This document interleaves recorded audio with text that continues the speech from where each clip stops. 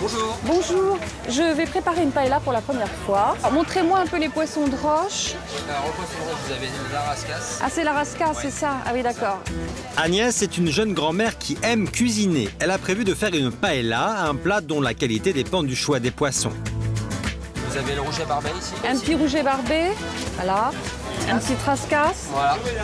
Cet après-midi, elle va apprendre à cuisiner ce classique de la gastronomie espagnole avec un chef étoilé. C'est une première. Je fais beaucoup de cuisine, beaucoup de plats familiaux, des blanquettes, des bœufs aux carottes, des choses comme ça. Mais la paella, jamais. Alors, Alberto va me donner de bons conseils et ce soir, j'espère qu'on aura un bon dîner, voilà.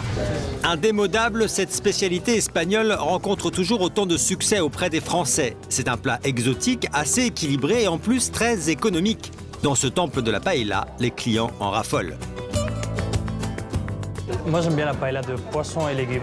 Elle est conviviale, familiale. La meilleure preuve, c'est qu'ici, on est 27 quand même aujourd'hui.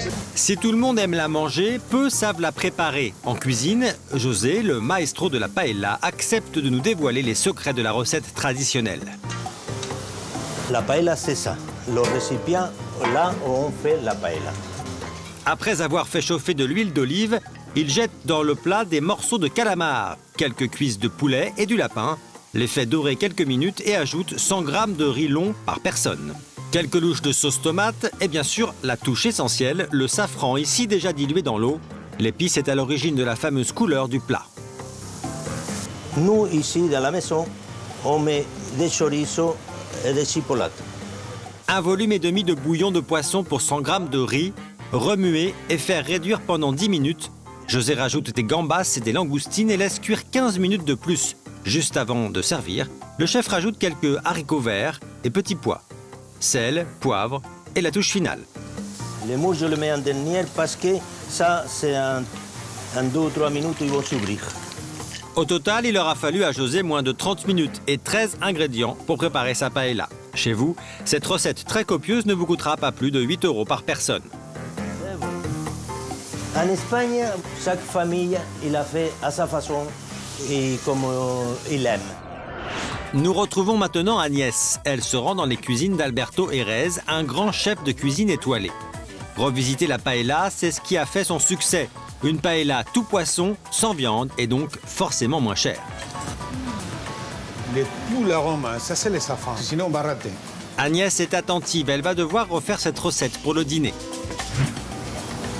Ça c'est la beauté. C'est merveilleux, c'est magnifique.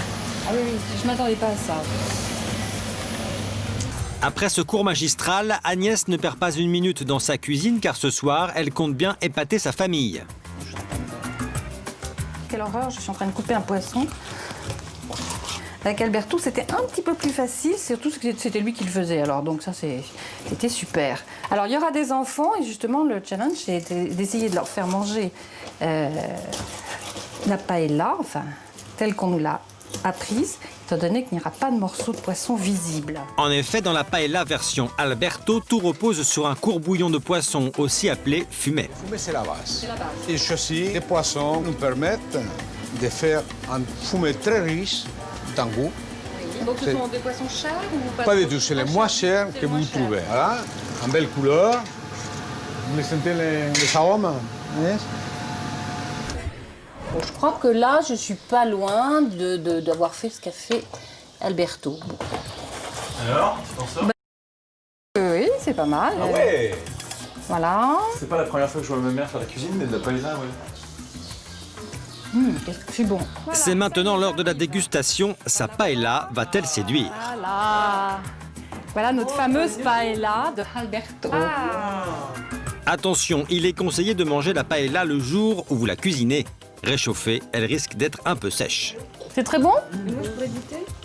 Oh là là, ça a l'air bien. Pari réussi, même les plus petits sont conquis. En plus, ce plat est très économique, il n'aura coûté que 4 € par personne. C'est mieux que quand il y a des morceaux de poisson dessus? Hein? Oui.